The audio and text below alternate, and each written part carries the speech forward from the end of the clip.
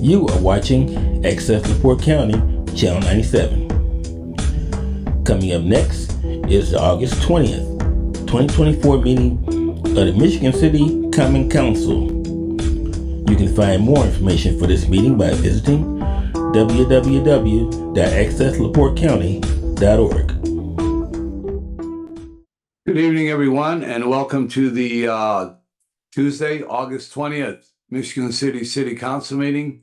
Please silence all your electronic devices, stand for the Pledge of Allegiance and a moment of silent prayer.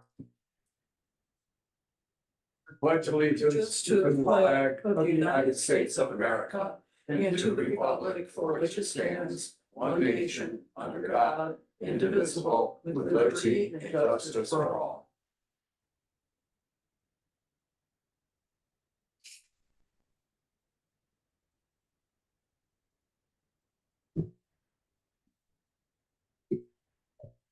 Madam Clerk, on a roll call, please.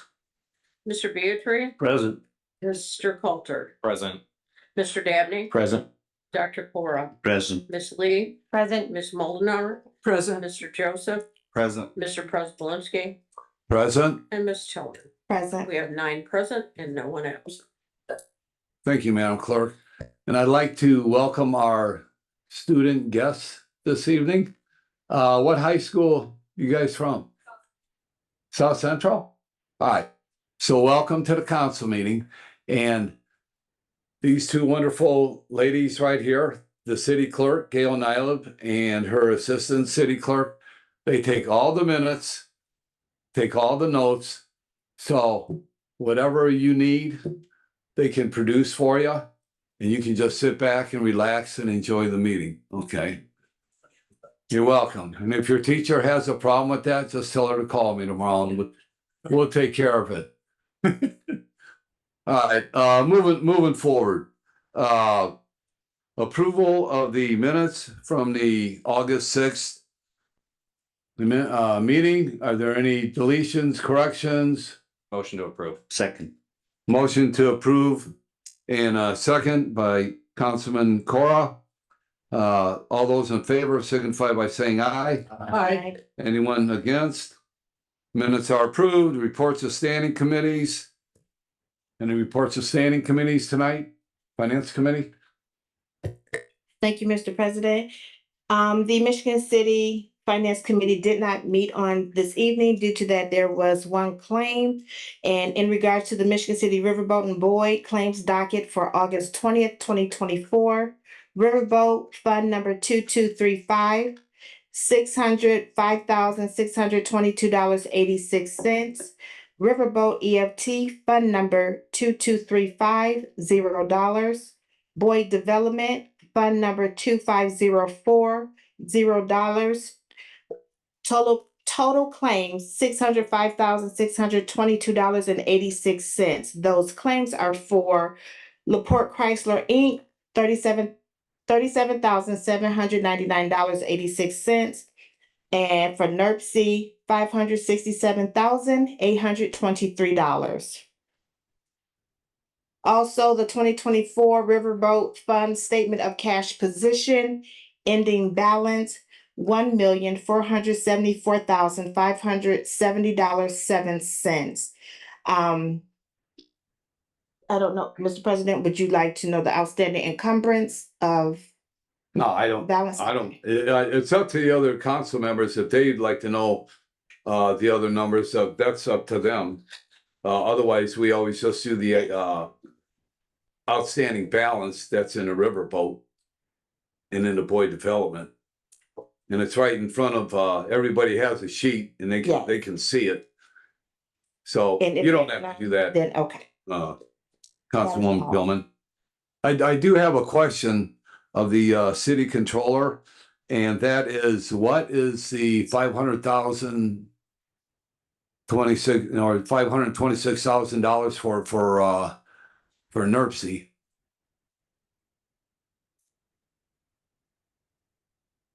City of Michigan City Controller. That's the Singing Sands match that we have to pay to NERC. And then they take care of all the billing. So we have to pay that. That's a invoice that we receive directly from NERC. That is for the Singing Sands, our portion of the Singing Sands match. Okay, thank you.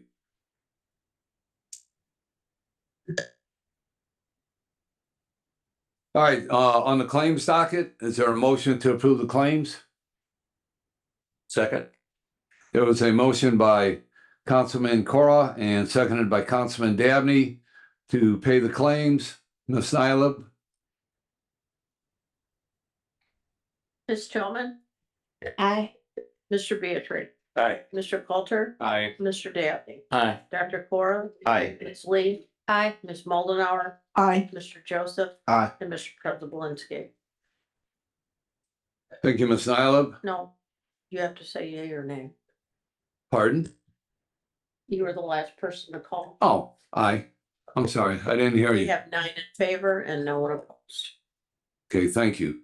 Reports from boards and commissions. Boards and commissions.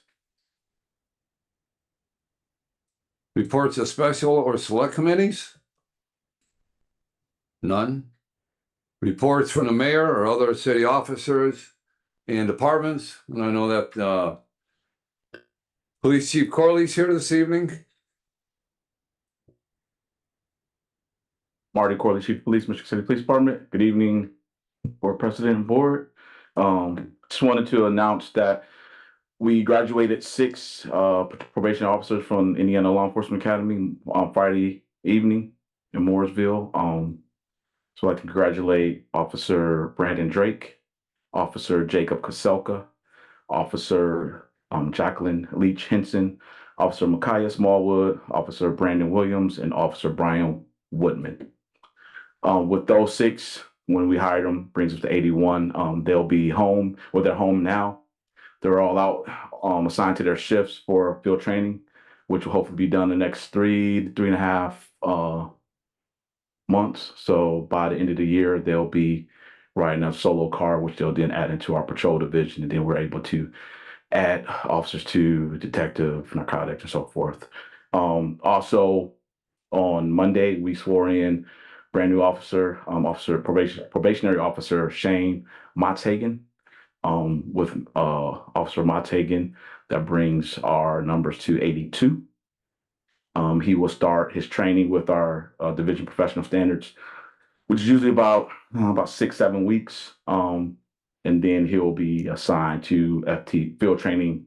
And then he'll possibly go to the academy in January, as long as we can get us position for him. With that, we're at 82. We're slotted for 84. I don't want to say his name, but we possibly have a lateral next month. So probably this time next month, I'll be announcing that person. But just in case something goes wrong, I don't want to say his name here. But we should be at 83 by next month. And we have a couple other potential. So by the end of the year, we should be at 84 officers. And then we'll start preparing for some of our retirements coming up next year in 2025. So hopefully if things go right, we'll be at 84 before the end of the year. And again, wanted to thank the council for their efforts to getting us here when we had our push back in 2022, 2023 for our recruitment and retention. So that's all. I also wanted to send a shout out to the Parks Department. We have enjoyed partnering with them for the Biking the City. With that,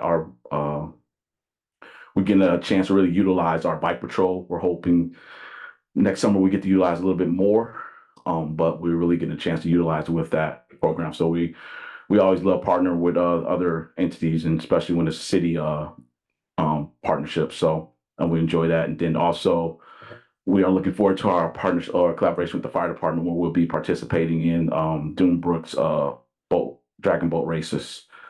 We have partnered together this year to do a public safety boat, so it'll be police and fire competing. So if you guys are not busy on September the 7th, I believe it is, come on out and root us on, or if somebody gets hurt, you can possibly get in the boat. So, that's it for my report. If there are any questions for me, I have a comment, yes. and that's with Corporal Wright, the Yes. traffic Mhm. division commander. Yeah, that there was an issue with a used car dealership on West Harrison Street. old cars just sitting there for long, I don't know how long. But it was brought to my attention and spoke with Chief Cooney. Chief Cooney got a hold of Corporal Wright, and those cars they were moved out of there within, I don't know, 2 days. Now the lot, Vector Control came in there, cleaned that lot up, and it's respectable for that part of town. So I just want to shout out to the corporal, and yeah. Thank you for that. And speaking to that, after our meeting with the Public Safety Committee, we have been, Corporal Wright and along with some other officers have been out doing your abandoned vehicles and the other violations we kind of talked about last month, along with him and our department preparing for the Powerball races and other things. We're busy doing that, and we're still following up on some of the stuff that we talked about, and look forward to even moving even more forward with some plans to continue to make sure that those violations are taken care of in the city. So, Okay. Any other comments or questions, Councilwoman Lee? Thank you. Could you remind us what your full staff number is? 84. I'm sorry, somebody didn't say that. So you're almost there. I feel like I'm saying it so much, I just assume everybody knows. Thank you. Thank you. Okay, thank you, Chief. Thank you. You all. Yep. Any other city officers or departments here this evening? Ms. Nylam, any petitions before us this evening? There are no petitions. Communications? Correspondence was received in the clerk's office on July 22nd, 2024 from Brazier Nelson and Janes LLC regarding the Michigan City Public Library's 2025 budget. Okay, thank you. And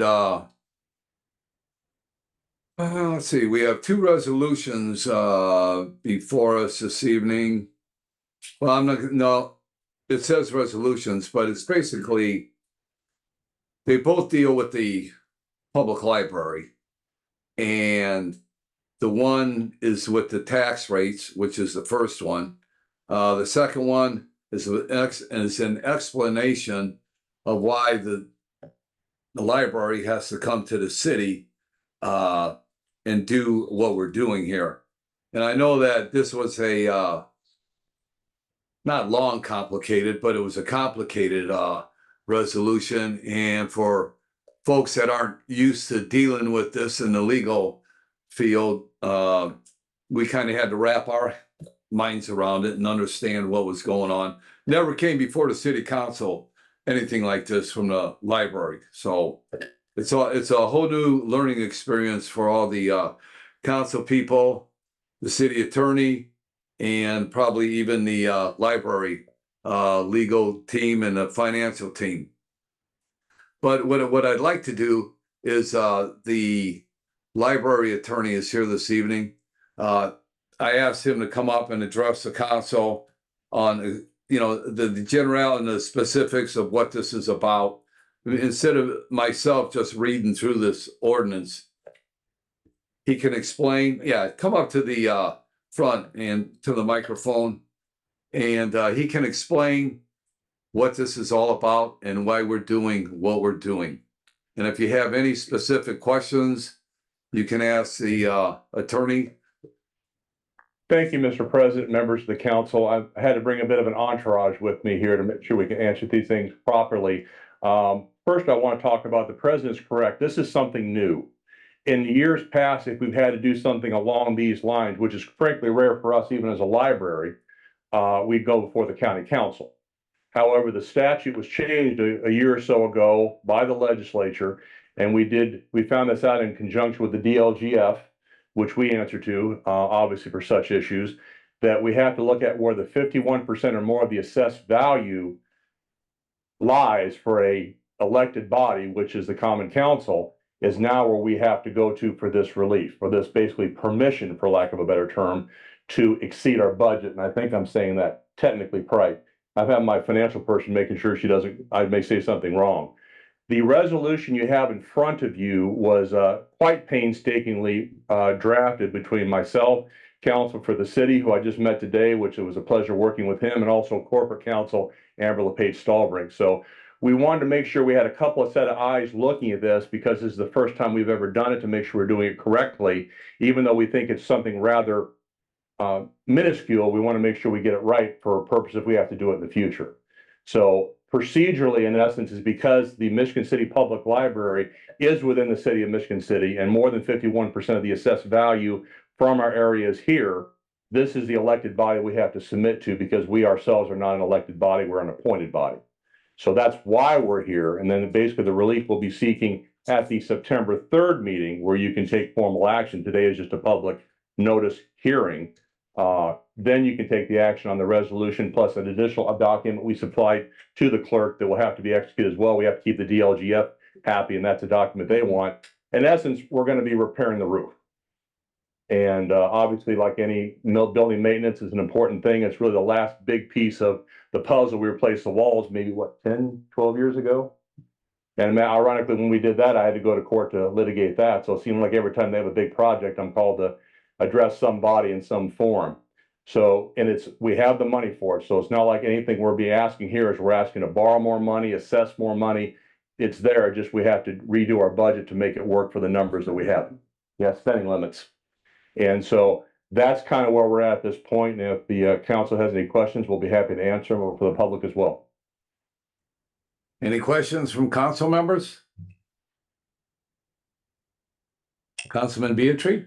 I just have a procedural question. I know this says a resolution or ordinance, and later on, it doesn't say either, but for our purposes, we're kind of treating this as a resolution. Correct. Today is the public hearing. Next meeting, we don't have a second reading.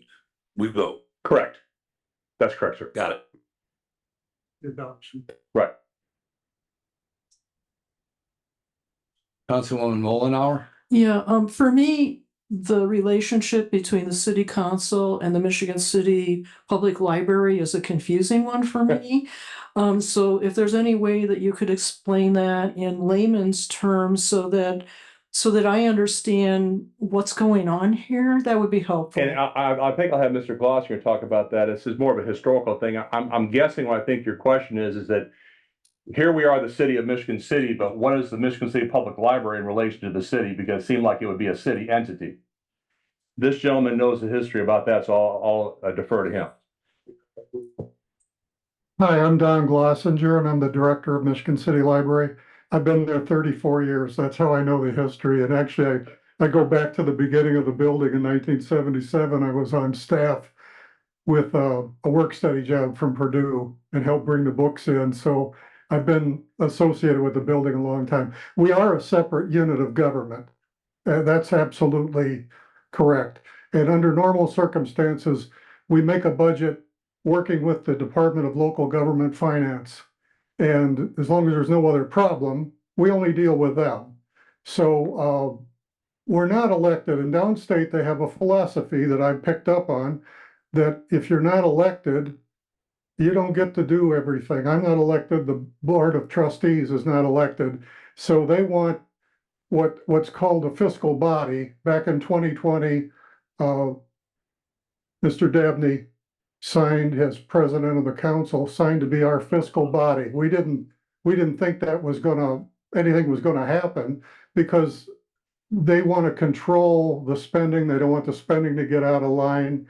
So at the end of the year, if we have 150% of our budget left just sitting around, well, that's a problem. They want a fiscal body to look at that and decide whether that's okay or not. This was a circumstance here that we didn't see coming. We're limited by the budget we have right now. The budget we have right now, we can do the growth factor every year like everybody else does, and we can grow it a little bit, but we can't get it up to the amount of money we need to replace this roof. It's going to be a lot of money.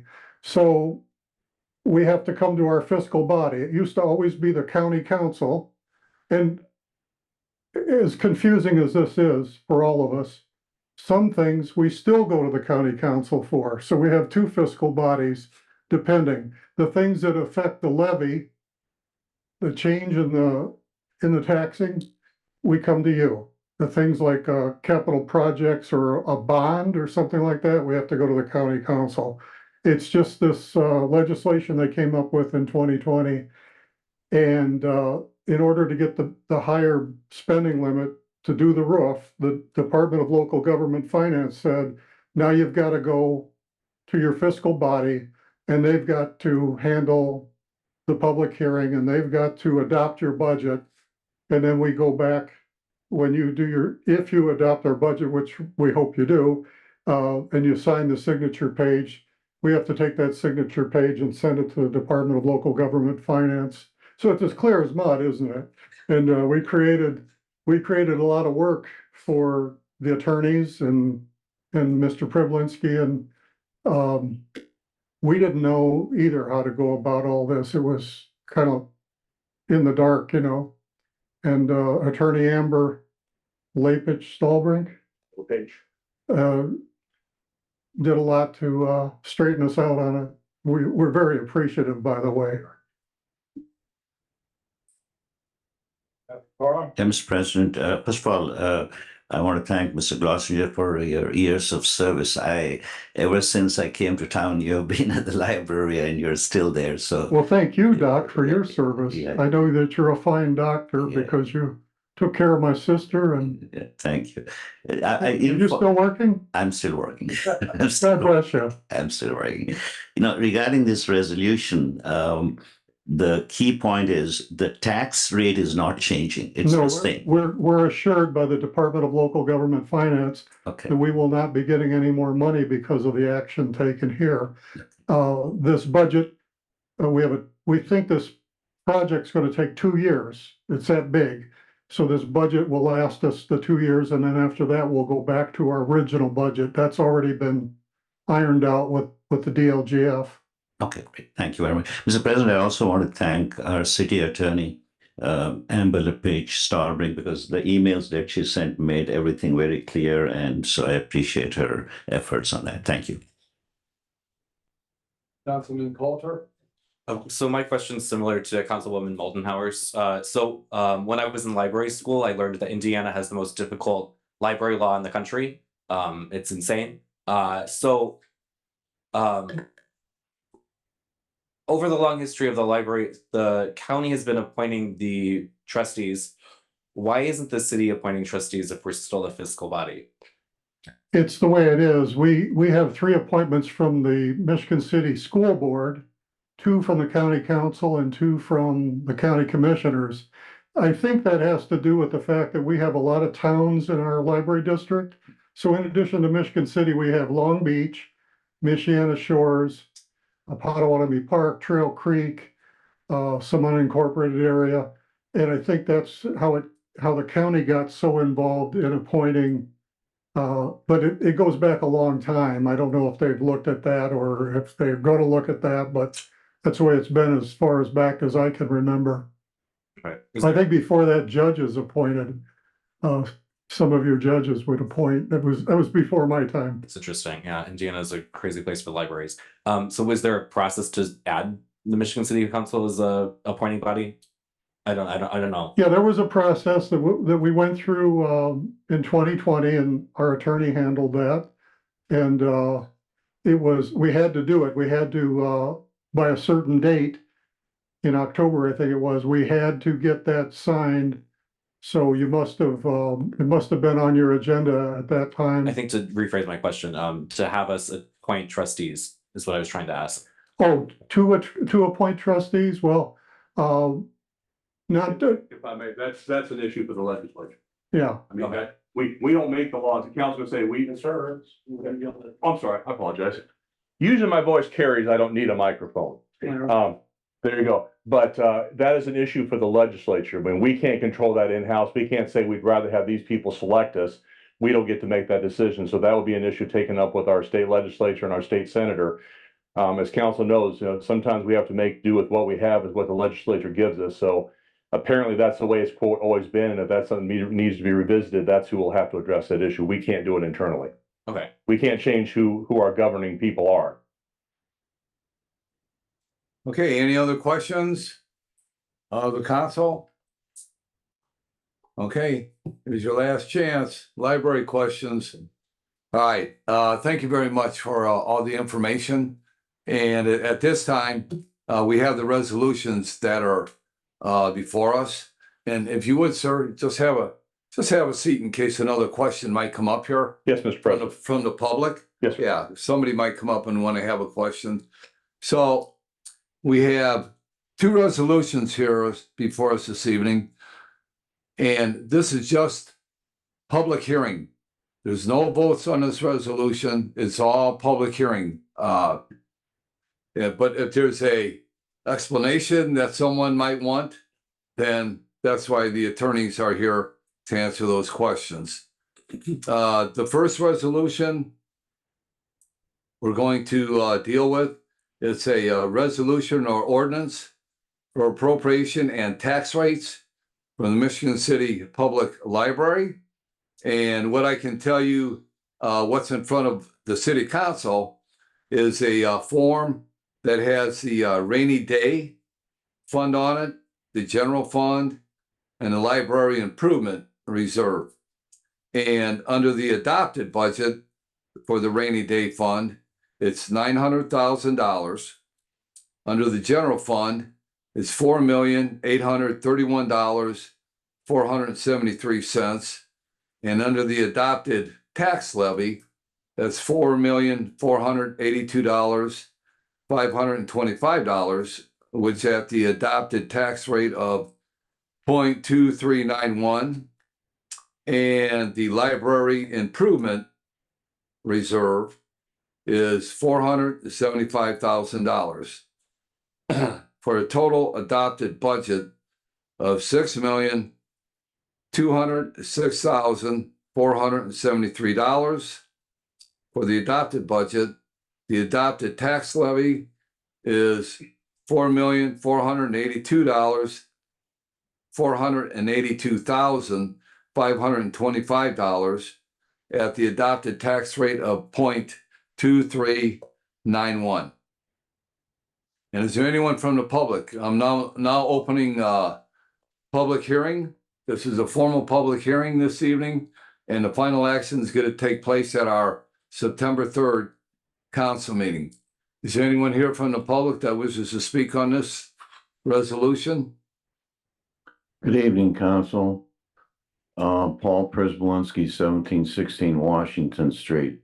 Now, I have a couple questions, and I would like to know how this money was accumulated on the tax rate and how each one is going to be spent, and how I'm guaranteed that my rate is not going up. It's easy to say it's not going up, but if you're talking about, I want to know how the accumulated dollars are being spent in the fund and how they were accumulated, designated through their budget. That's one question.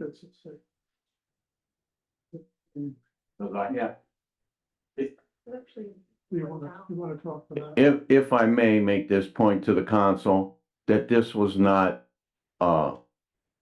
posted in the building, and I don't know, should they have notified the general public? Is that in the state law?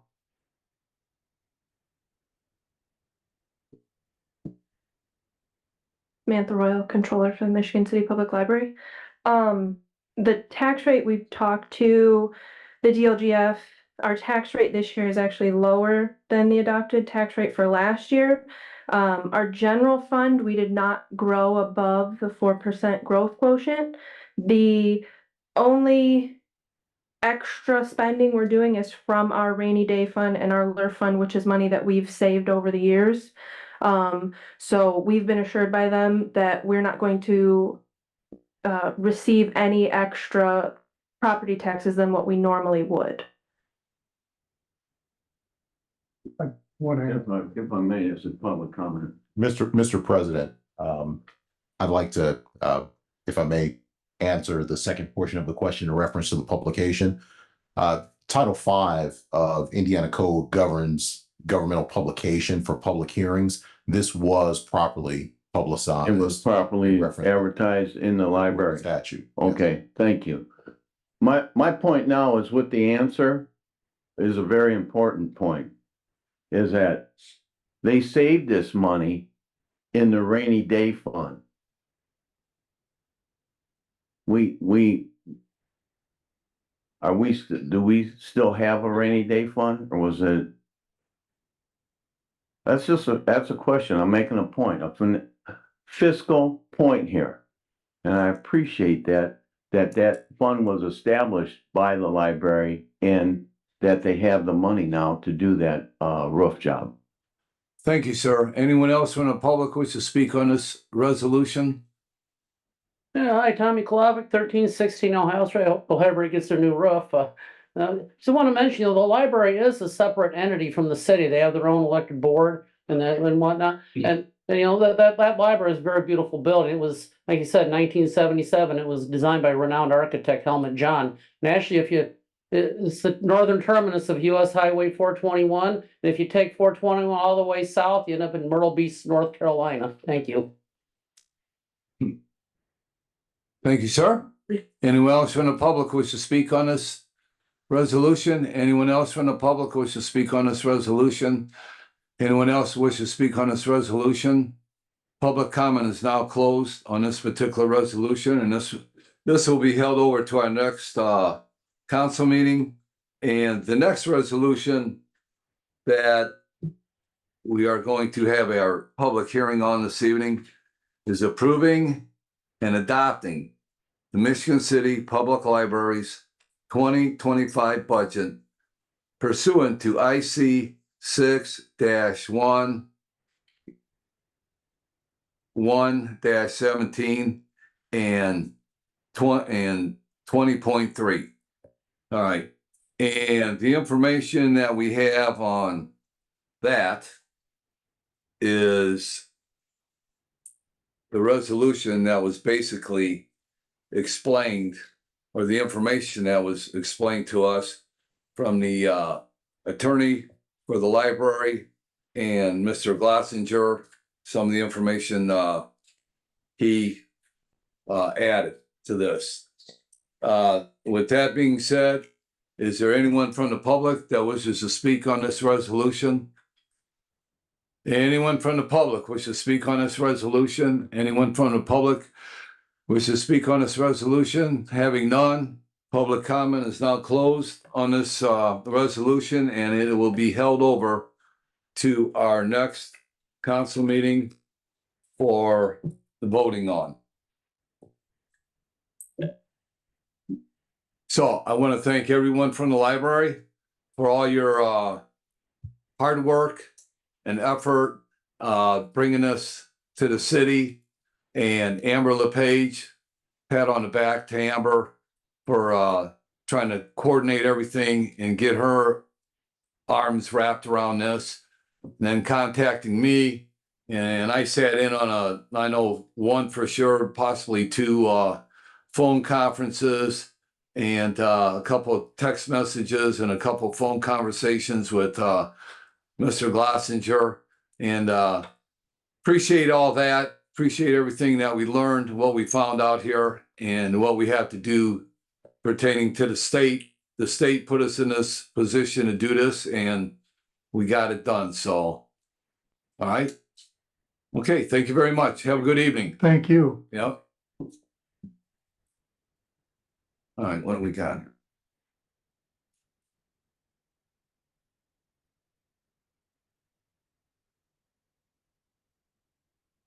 I'm getting there. I'm getting there. Communications.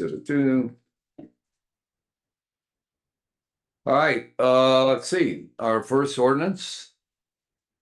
Yeah, on second reading this evening by title only. An ordinance on second reading by title only, creating section 26-65 and chapter 26 of the Michigan City Municipal Code to limit the number of employee agents allowed to canvass under door-to-door solicitation license. And this is introduced by Mr. Dabney. And does the author have anything you'd like to add at this time? No comments tonight. Anyone from the public wish to speak on this ordinance? Anyone from the public wish to speak on this ordinance? Anyone from the public wish to speak on this ordinance? Having none, any council comments? Any council comments? No comments. This ordinance will be held over for a third. Councilman Dabney? Since we had no public comment and no comments from the council, I was going to ask if we could waive the rules and do this on second and third reading tonight. There's been a motion to have third reading tonight. Is there a second? Support. There's a second by Councilwoman Tillman. Ms. Nyla on the vote. Mr. Beatrice? Aye. Mr. Coulter? Aye. Mr. Dabney? Aye. Dr. Cora? Aye. Ms. Lee? Aye. Ms. Moldenauer? Aye. Mr. Nelson? Aye. Mr. Prespolinski? Aye. And Ms. Tillman? Aye. We have 9 in favor and no one opposed. And if you would, Ms. Nyla, by title only. An ordinance on third reading by title only, creating section 26-65 in chapter 26 of the Michigan City Municipal Code to limit the number of employee agents allowed to canvass under a door-to-door solicitation license. And this is introduced by Mr. Dabney. And does the author have anything you'd like to offer at this time? Not at this time. Okay, anyone from the public wish to speak on this ordinance? Well, yeah, Tommy Flavick, 1316 Ohio Street. Now with this fee study we're doing with Baker Tilly, I know Mayor's gonna have a workshop on September the 4th with it. We really need to up the rates on these. We only charge them like $250 for a year permit, and then for like $10 for each employee they add. You know, that's next to nothing. I feel like these people are almost coming here and taking advantage of our city with all this. So, you know, that's on my count. There's a lot of other fee structures. Like Mayor said, these fee structures probably go back to the 70s, 80s, and 90s. They've never been revised. One of them that I looked into is the fee that the Michigan City's charging for the Michigan City Fire Department to provide the fire coverage for the town of Potawatomi Park. We only charge them a very small nominal rate, and that hasn't been updated since 1980. When that goes back when Cliff Arnold was the mayor. So that's all my comments on that. Thank you. Thank you, sir. Anyone else from the public wish to speak on this ordinance? Anyone else from the public wish to speak on this ordinance? Ernie Hallahan, 302 Gladys Street. This says limited number. Is there any specific number that's allowed to do that door to door? Right there. Sorry. Pardon? 5. Number's 5. Oh, okay. And it doesn't include signage put around town? Because I've seen a lot of signage put around town after that hailstorm. I just thought with that, thank you. Okay, anyone else from the public wish to speak on this ordinance? Having none, public comment is now closed. Any council comments? Motion to support. Motion to approve by Councilwoman Tillman. Support. Seconded by Councilman Dabney. Any further council comments? None? Ms. Nyla on the vote? Mr. Coulter? Aye. Mr. Dabney? Aye. Dr. Cora? Aye. Ms. Lee? Aye. Ms. Moldenauer? Aye. Mr. Nelson? Aye. Mr. Prespolinski? Aye. Ms. Tillman? Aye. And Mr. Beatrice? Aye. We have 9 in favor and no one opposed. Thank you, Ms. Nyla. That ordinance is approved. Moving on to our second ordinance this evening. Ms. Nyla, by title only. An ordinance on second reading by title only, repealing ordinance number 4558 entitled adopting policy to allow a percentage of riverboat funds to be used to fund the city's operating expenditures from the general fund and dedicating 25% of riverboat revenues to increase the rainy day fund balance up to maximum of $6 million. And this is introduced by Ms. Tillman, Mr. Coulter, Mr. Prespolinski, Mr. Dabney, Ms. Moldenauer, Mr. Beatrice, Dr. Cora, and Ms. Lee. And do any of the authors have anything that they would like to say at this time? Councilwoman Tillman? Thank you, Mr. President. If I may request, if Ms. Nyla could read this in its entirety. And also, I do believe that this would go back to the question that was presented to the council earlier in regards to the rainy day fund. And if we can also make a motion, can I do that? To do second reading? Third reading, third reading tonight. Yeah, you can make that motion Thank now. So with that motion being made, there's gotta be a second. Second. Second. Okay, a motion and a second. Ms. Nyla, if you would please, on the vote for third reading. Mr. Dabney, Aye. Dr. Cora, Aye. Ms. Lee. Aye. Ms. Moldenauer, Aye. Mr. Nelson, Aye. Mr. Prespolinski, Aye. Ms. Tillman, Aye. Mr. Beatrice, Aye. and Mr. Coulter. I We have 9 in favor and no one opposed.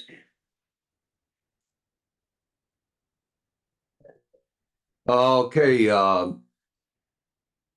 Ms. Nyla, the request was made to read the ordinance in its entirety, so if you would, please. Whereas on November 4th, 2020, the Common Council enacted on November 5th, 2020, the mayor executed ordinance number 45558 entitled Adopting Policy to Allow Percentage of Riverboat Funds to be Used to Fund the Operating Expenditures from the General Fund and dedicating 25% of the riverboat revenues to increase the rainy day fund balance up to the minimum of $6 million. And whereas pursuant to ordinance number 4558, the city may only use riverboat funds as follows. A, budget 15% of riverboats may be used for normal and routine operating expenses in the 2024 budget and future budgets for the general funds.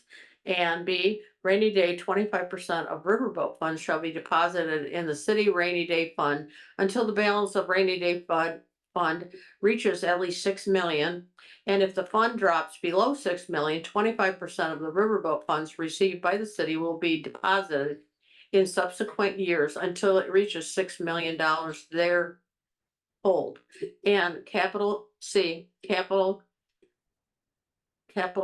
improvements, development projects, the remainder of the riverboat fund received by the city, including the income from investments thereof, shall be reserved for the capital expenditures for capital improvements and development projects in the city. And whereas since ordinance number 4558 was entitled, the following have occurred. The annual monies the city received riverboat and buoy development have declined significantly. And B, the last city administration did not strictly adhere to the guidelines and percentages established by ordinance number 4558 for use of riverboat funds. And C, the last city administration overprojected anticipated revenues from riverboat and buoy development in the last 3 years' budget, including the 2024 budget. And whereas the city has recently engaged the service of Baker Tilly to assist the analyzing its current financial circumstances and to assist the city in preparing the 2025 budget. And whereas the city reasonably believes that ordinance 4558 should now be repealed and that Baker Tilly input should be sought regarding how best the city should limit, restrict, save, and use riverboat funds in relationship to the city's financial circumstances and decline in monies the city received from riverboat and buoy development. Now therefore be it ordained by the Common Council of the City of Michigan City, Indiana, the ordinance number 4558 is hereby repealed. This ordinance shall be effective upon passage and approval of the mayor, and it's introduced by Ms. Tillman, Mr. Coulter, Mr. Don Prespolinski, Mr. Dabney, Ms. Moldenauer, Mr. Beatrice, Dr. Cora, and Ms. Lee. Thank you, Ms. Nyla. And do the sponsors have anything else they'd like to add? Dr. Cora? Mr. President, the clerk Nyla has read the ordinance, but I think to simplify for those who are out there listening, we have an ordinance. We have had an ordinance on the books where we had to put 25% of the money in the rainy day fund. But simultaneously, we also have had a budget that has been approved that utilizes money from this, the receipts of the riverboat. And there is enough, so much money is being spent in the regular budget that it is technically not feasible to put 25% in a rainy day fund. That's the bottom line. So that's the reason why instead of having an ordinance on the books and not following the stipulations of that ordinance, I think we are repealing this ordinance so that we can get our finances in order, hopefully with the help of the recommendations of Baker Tilly. And I think our goal should still be down the road, once we have had an opportunity to tweak and fix the budget, and based on the current receipts, because there has been a decline in the receipts from the riverboat, then we should hopefully go back and put money back in the rainy day fund. I think that is the gist of this whole discussion. Any other Councilman Dabney? Yeah, just to piggyback off of what Dr. Corr said, this is going away for now, loosening up some of the things that we can do in terms of getting our finances together. As we heard from the ordinance, and he said Baker Tilly is going to be coming in to help with the financial situation, to help us prepare budgets moving forward. And I would see something coming back like this, possibly to lay out those stipulations again on putting dollars into the rainy day fund, and possibly even adjusting, the spending of a certain, the percentages that come from the riverboat as well, based on those lower dollar amounts that we are receiving from the riverboat. So it's going to take some real work. That's why Baker Tilly is going to be involved in helping us out with this, to make sure that these numbers get straightened out moving forward, so we don't have situations like this again. Okay, any other comments from the authors? Motion. Councilwoman Tillman? No, we have to go to public hearing yet. Okay. Anyone from the public wish to speak on this ordinance?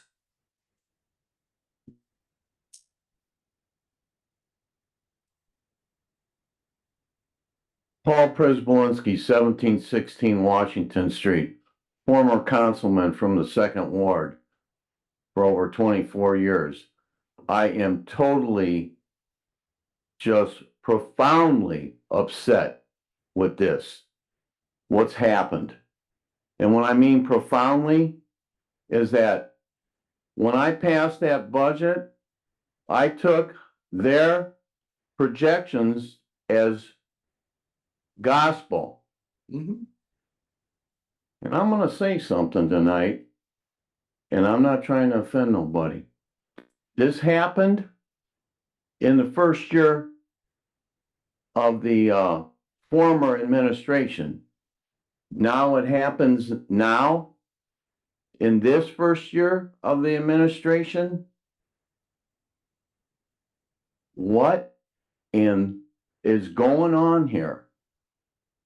That these people in the controller's office are betrayed the public trust on our finances. Don't blame the city council. My brother can tell you that I caught mistakes in our bargaining committee several times with the former head of that department. This is totally, I'm saying as a council and now as a private citizen, is that this is unconscionable. Unconscionable. Offensive to me. You know, if I did that to my wife, she'd probably kick me out of the house. Knowing my wife, she would probably divorce me. We, and I say myself, and all the other public people that pay their levy, cannot tolerate this activity. You need to hire a private accounting firm to work in that office.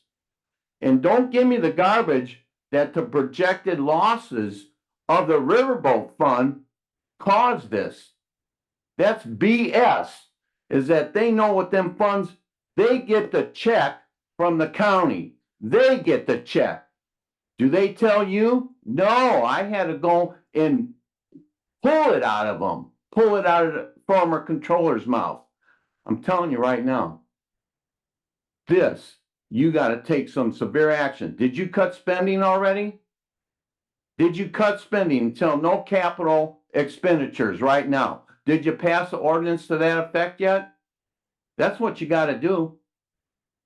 And you gotta start reviewing some of these programs, like leasing cars and all this garbage. A lot of people try to promote that as you're saving money. I don't agree with that. You can buy a car and you can run it for 7 years. That's better than a lease. And I examined the lease documents. They don't even give them a fleet discount. You need to do something very severe. This cannot be tolerated for the taxpayers of the city of Michigan City. Because what happened now is they took money away from the citizens that could have been for park development, could have been used for buying space for new parks, for the enjoyment of the citizens. You don't even realize how upset I am. I heard about this. I didn't believe it was happening. I'm telling you, you need to cut all capital spending. Should have already happened. This is an absolute travesty to the taxpayers and the residents of the city of Michigan City. How could they? That's what you need to ask yourself. How could they betray the public trust? And when I say I took their projections as being conservative, you know, I told all my kids, don't lie. Do the right thing. My son's an Eagle Scout. My daughter's raising 4 children. And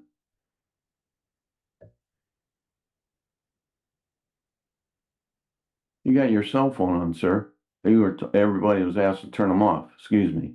So anyway, what I'm getting at is that you need to do something about this. You need to do something drastic. Seriously, you need to pass a resolution and say no capital expenditures. We're done. Everybody needs to say, hey, we're getting rid of all the extras. We're done. Okay, how much money are you shy? Can I ask? How much money are you in the hole?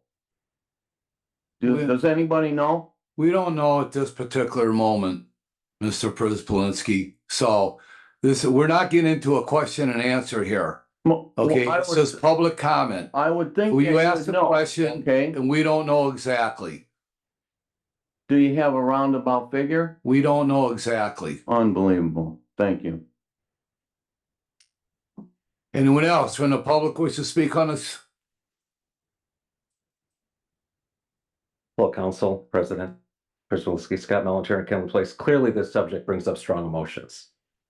It is important to recognize that the received funds are approximately 60% of what has been budgeted in the past.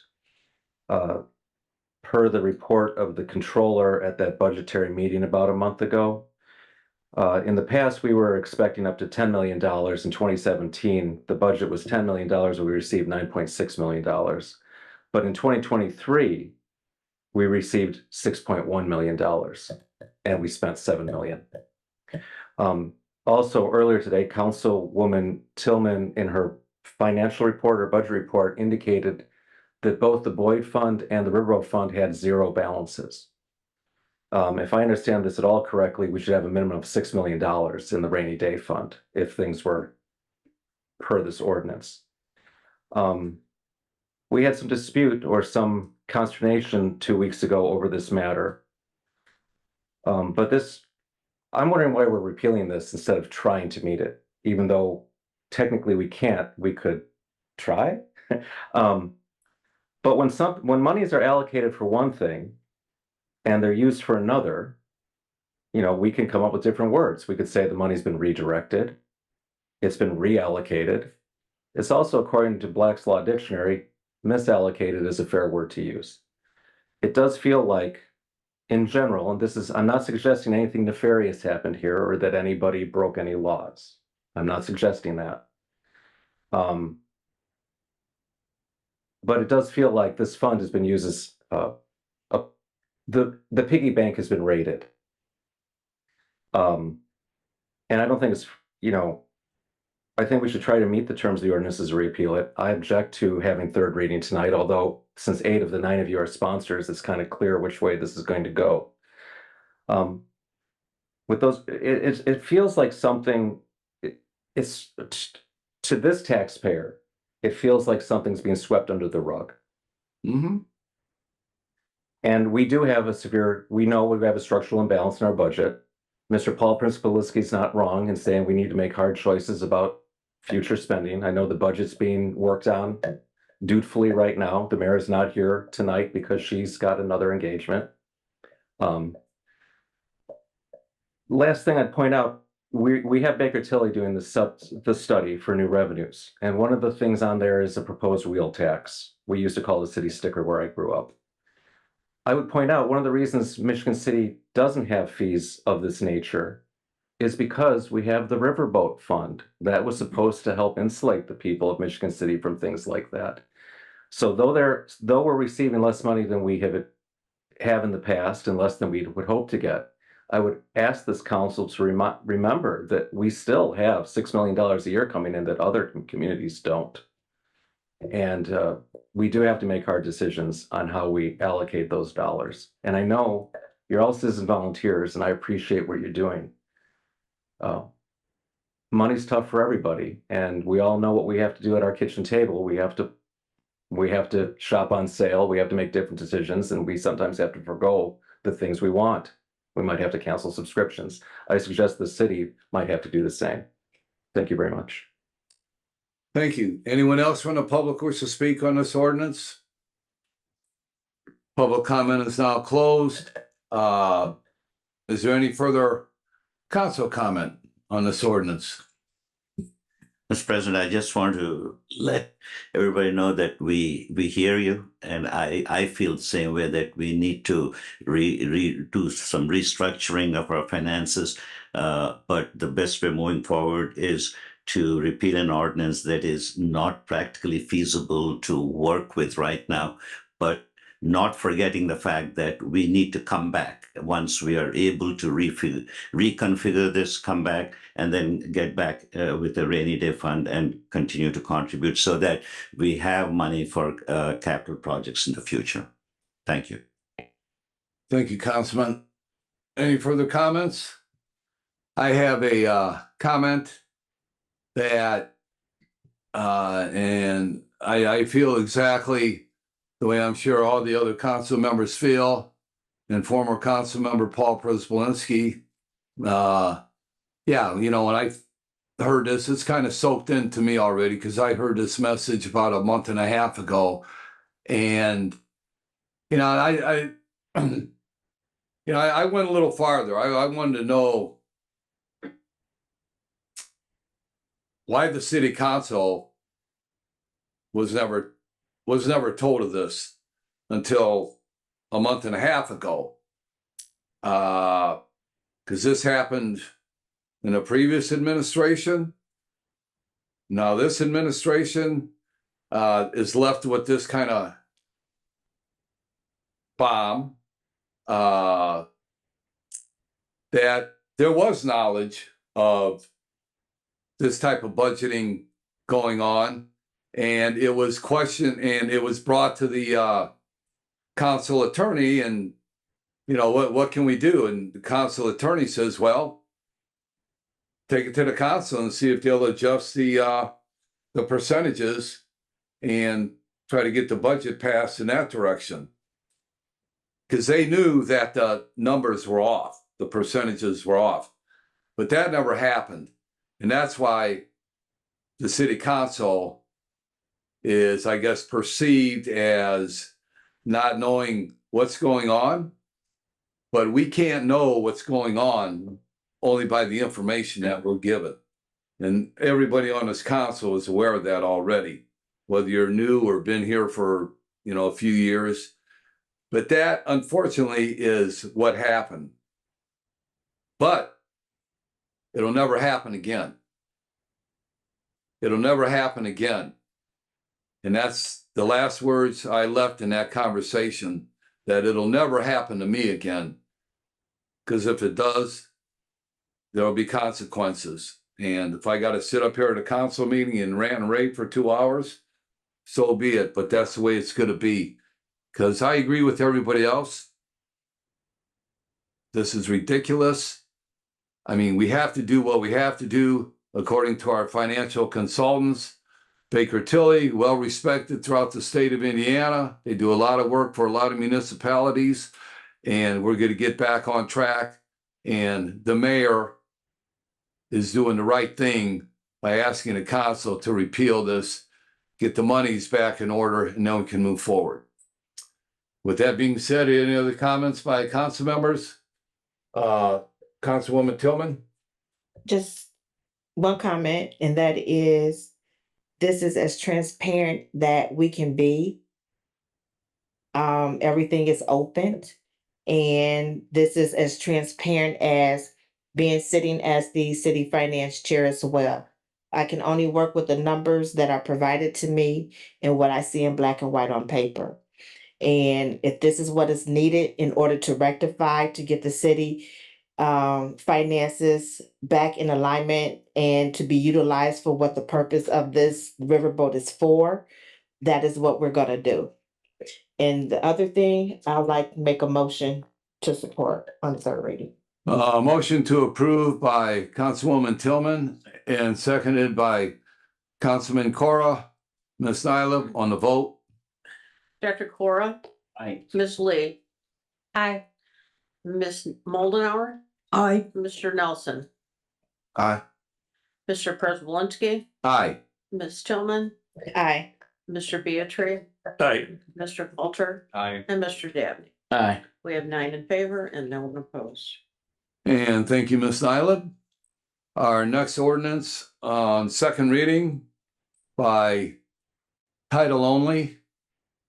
An ordinance on second reading by title only, amending section 102-1A and section 102-1B in the Michigan City Municipal Code, commonly referred to as removal of the weeds, grass, and rank vegetation. And this is introduced by Ms. Moldenauer and Ms. Lee and Mr. Coulter. And do the authors have anything they'd like to add? Councilwoman Moldenauer? Yes, I would just like to review very briefly what was presented at the last council meeting, that Representative Pat Boyd did come here to the last meeting. When this was authored, she was then a city councilwoman, and it was initially authored to deal with unkempt yards, mostly at vacant buildings or vacant homes. So that was the reason for this ordinance originally being authored and passed. This proposed quote, easy fix, okay, is to allow the forester to actually assist vector control in distinguishing between yards that have native plants versus those that just have overgrown weeds. Okay, and Mr. President, I respectfully want to let you know I did hear your concern that was voiced at the last meeting. And I make a promise that the city lawyer, forester, and I will create a new section in this ordinance to deal with the right-of-way governance that's between the sidewalk and the street. I started doing research on this, and I do know that the forester looked into this with you also. And we're going to need to create a new section to deal with the city right-of-way. So we know that that's something we'll be doing hopefully in the near and not the far future. So I wanted to be very clear on that this is just an easy fix for now, so our forester can assist vector control in making that distinction between native plantings and weeds. Do any of the other authors have anything they'd like to add? Having none, anyone from the public wish to speak on this ordinance?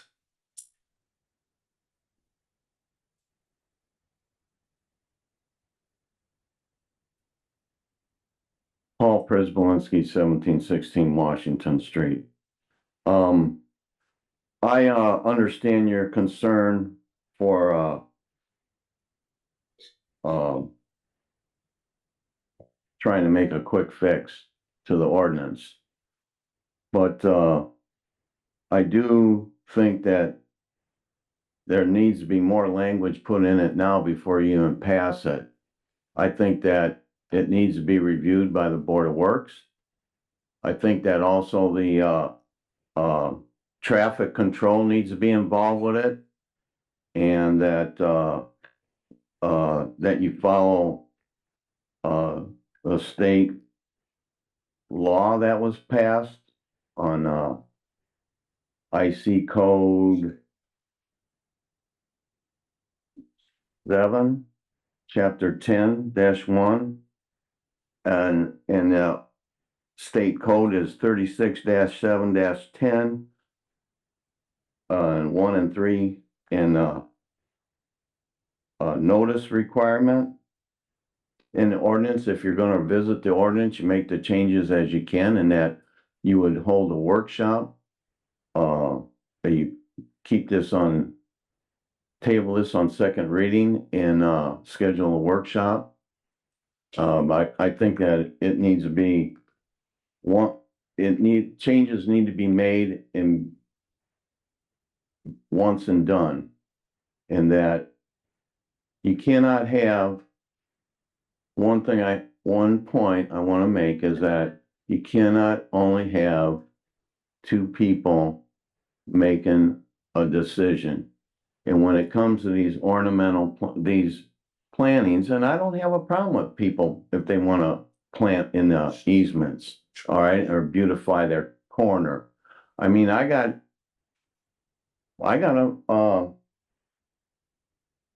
a butterfly planting, but it's on my property.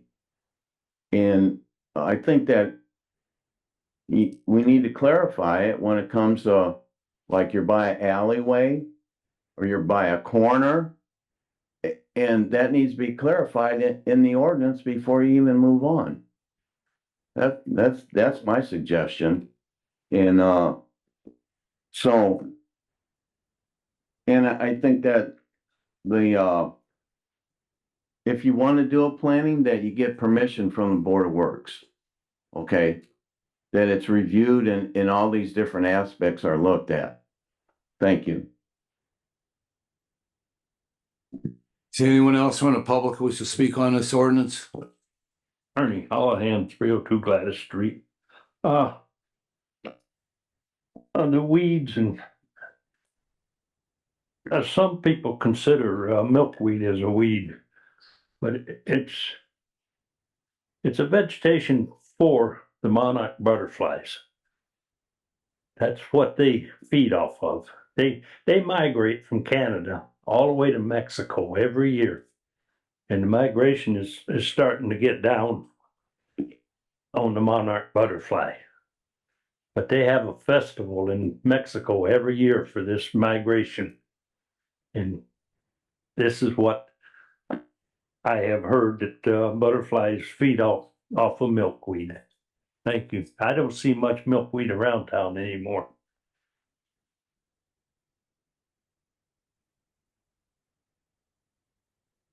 Scott Mellon, 200 Common Place. I was going to thank Councilwoman Moldenhauer for clarifying that quick synopsis. Milkweed is in fact vital to the monarchs, which have suffered a 99% population loss since we were children. It's quite devastating. It's the only plant they lay their eggs on and the larvae eat. It's vital to the monarchs. Life cycle of monarchs is fascinating. It takes 4 separate butterflies to make that round trip from Mexico to Canada, back to Mexico. 4 individual things to make one generation. People have a lot of confusion about the parkway or the city easement or the tree lawn. Though it's city-owned property and an easement, property owners are responsible for the maintenance of that and are allowed to do things that don't create a hazard. Large rocks right against the curb might not be allowable, but planting things certainly is. Site is important, though. Clearance for people to see the roadway, especially at corners, is important. So in the proposed ordinance, I would suggest that we have some sort of, not to exceed, 3 feet native plantings of a certain type, although a healthy milkweed can go up to 4 or 5 feet even. So we need to, I was really encouraged to hear that we're bringing somebody outside vector control in because we had a case in front of the Board of Works yesterday about somebody's easement plantings, and Board of Works or vector control came in with their weed whackers, took down everything, including yuccas. Yuccas are clearly a plant and not a weed. So they don't have the expertise or the knowledge base to make that distinction. So I think it is vital that we bring in an outside or a third party, such as the trained forester, to identify something that's worthy of not just being cut down. Native plantings are better in every way as they support native insects, native birds, and so on and so forth. And they generally don't need watering as much, things like that. So I'd encourage us to make sure we leave room for native plantings in this ordinance. Thank you. Okay, thank you. Anyone else from the public who wishes to speak on this Tommy ordinance? Slavic, 1316 Ohio Street. The only problem I have with people putting things in the area between the sidewalk and the curb is, well, what do they do when they move away? And, you know, whatever, or they pass away? You know, my mom bought a house for my niece over in Eastport on Tryon Street. So the 2 owners ago, he put these great big railroad ties all in that area, and he actually installed a sprinkler system, which was really no good. I just busted my butt having to get all those out of there. I had to get out there with the saws. They were all rotted and infested with termites, and this little sprinkler system. You know, you just keep things out of that area. That's all the city. You know, vector control has to mow that. There was a dead tree across the street from my house. I just went out there and pulled it out just ranked it up by the roots, and they actually had bricks around that. You know, we just bought these $7,500 lawnmowers. You know, if they hit any of those landscaping bricks with their mower, it's going to bend the shaft on that mower and, you know, ruin that mower. So that's all I have to say about that. Thank you. Thank you.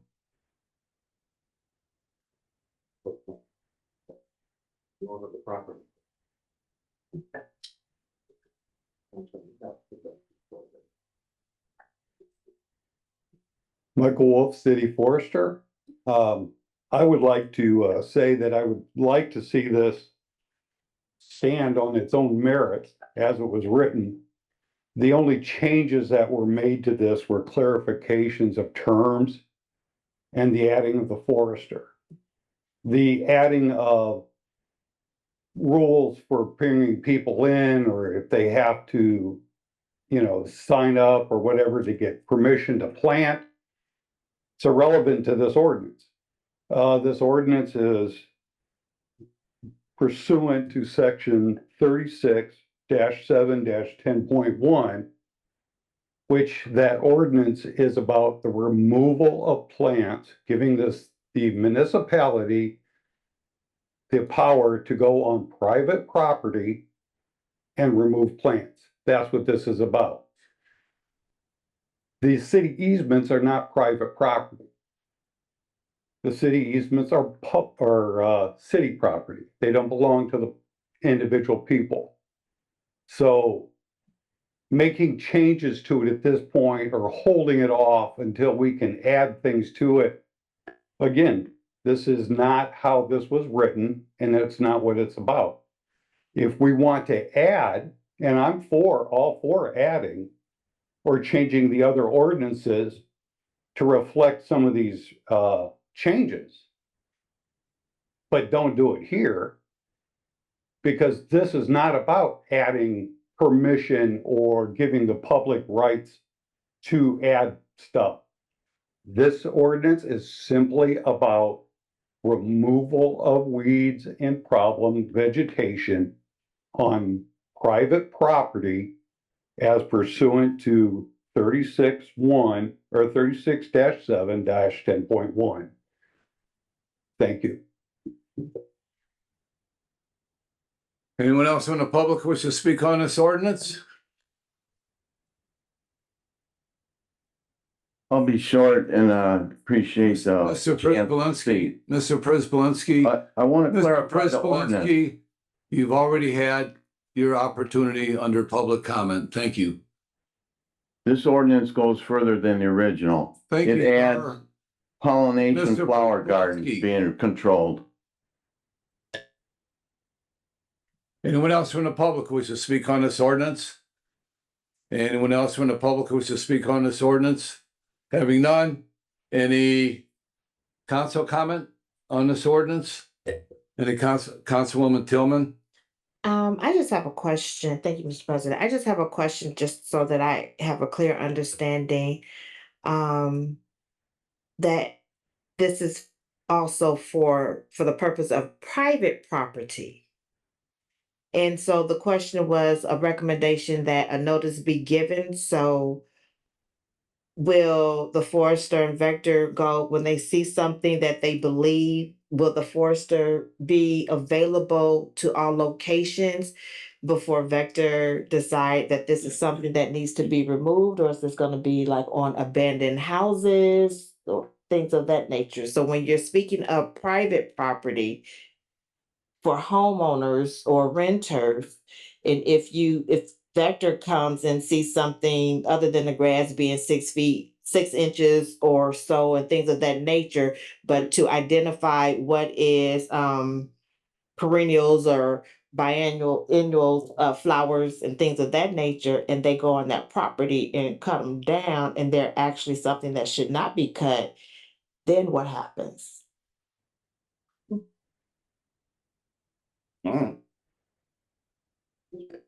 I'd like to answer part of that. Okay. What happens if we make a mistake and take something out that was not planned? I honestly don't have an answer for that part. However, I will say that I work with a lot of interdepartmental juggling between all of us. I work with every department, with the city planner, right through zoning, street department, vector control.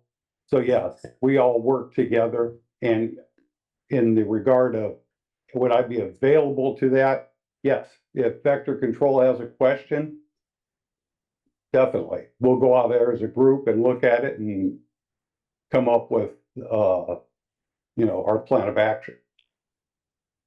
And then, okay, thank you. And then as far as those that introduced this, so just lost my train of thought. Oh, Yes. if I may add one other thing, we do give a notice on the door of the individuals, telling them they have a 10-day notice typically. Okay. We have extended some of those out a little longer to 30 days if somebody has a specific problem or something, but 10-day, my experience is when I've talked to the people, typically they take care of it within 3. So that's been the experience. Okay, thank you. Thank you, sir. Any more council comments? Mr. President. Dr. Cora? Yeah, will the authors have any objection to maybe tabling this and addressing some of these concerns that have been brought up to tweak it a little bit before we bring it back? That's my question. Dr. Cora, I'm following the advice that was given to us by the city lawyer. And she has indicated that to add something regarding the right of way, we're sort of mixing things together that don't belong together. And she really recommended establishing a new section for the city right of way. And that also is going to give our city forester time to review all of the ordinances that have to do with trees and everything else. So I value her input and believe we should follow her legal recommendation on this. I did extensive research on the right of way from large municipalities to small towns. And if you know how I research things, I was in the weeds myself and realized how complicated this issue really is. So I want to give support to Vector Control that's been asking for support from the forester. And I know they've already started working together, but I want them to have the backing of the city ordinance change so that everybody realizes what the players are here. And our city attorney recommended the same thing. So I do view this as important enough that we're not going to drop this. So we'll be working on this hopefully fall and winter so that when spring comes around, we will have something that covers the right of way. Thank you very much.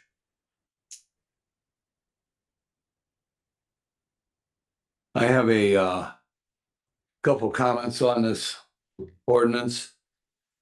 And I know it's to have the city forester, now working with the vector control or whatever, street department.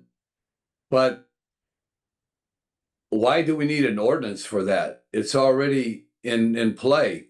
The city forester was out with the vector control down on an issue down on Washington Street a month ago. All they have to do is they call each other and they talk now. I don't know why we need an ordinance to specify that vector control now has permission to get a hold of the city forester to come out and look at some flowers. When the city forester, all they have to do is call him and he can come out there and look at it.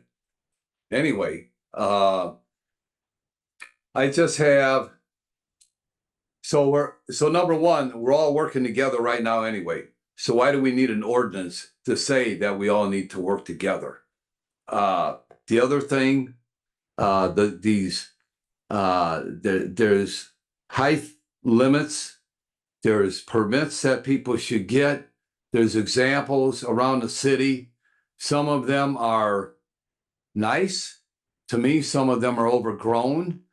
And if you want to grow something out of the ordinary in your easement, then you have to go and get a permit and show the city forester what you want to grow so that you don't have plants that are 5 feet high. You don't have a tree that's sitting by an intersection or sitting by a stop sign so that when you pull up there, and I did tell other council members about this address, and I'm hoping they, took a ride by there, that when you pull up by the stop sign, you can't see south. You can't see the street. You can't see the sidewalk. So, and it's in a nice neighborhood where there's a lot of children playing and things like that, where, okay, if someone's on a bike or walking, and all of a sudden, boom, they come up in front of the car, you're not going to see them. The stop sign sits here. The tree sits here. And here's the sidewalk right there. And I've already talked to the city forester, and I'm not getting into a debate tonight, but he says that the intersection is safe. Next thing I'm going to do is get the police department there, Corporal Wright, and have him take a look at it and see what he thinks of it. Plants are beautiful. Safety is my number one issue here. And the way and that's not only the one corner, but there's other examples around the city where you can't see at an intersection, you have to creep out into the intersection. So I hope that all the council members see it in that regards, and to, let's slow this down. And if we want to sit down and make a more inclusive ordinance, possibly that's what we need to do, just like the Dr. Cora suggested. With that being said, I am going to make the motion that we table this ordinance, schedule a workshop, and see exactly what we want to do with this ordinance and which way that this ordinance should go. So I'm making the motion. Is there a second? I'll second. Second by Councilwoman Tillman. Ms. Nylam on the vote. Miss Lee, Nay. Miss Moldenar, Nay. Mr. Nelson, Nay. Mr. Prespolinski, Aye. Miss Tillman, Aye. Mr. Beatrice, Nay. Mr. Coulter, Aye. Mr. Dabney, Nay. and Dr. Cora. Aye. We have 4 in favor and 5 opposed. Okay, and this will be held over for our next meeting. on third reading. Ms. Nyla, our next ordinance on second reading. If there is one on second reading, yeah, the Dora. An ordinance on second reading by title only, an ordinance adopting and establishing designated outdoor refreshment areas in the city of Michigan City, Indiana, and creating Article 6 in Chapter 26 of the Michigan City Municipal Code. And this is introduced by Mr. Coulter, Ms. Lee, and Mr. Beatrice. And do the authors have anything they'd like to add? Yes, Mr. President. So we've been working on getting those details right, and we're still gonna need more time. So I'd like to table this until the next meeting. Motion to table, is there a second? Second. Seconded by Dr. Cora, Ms. Nylam on the vote.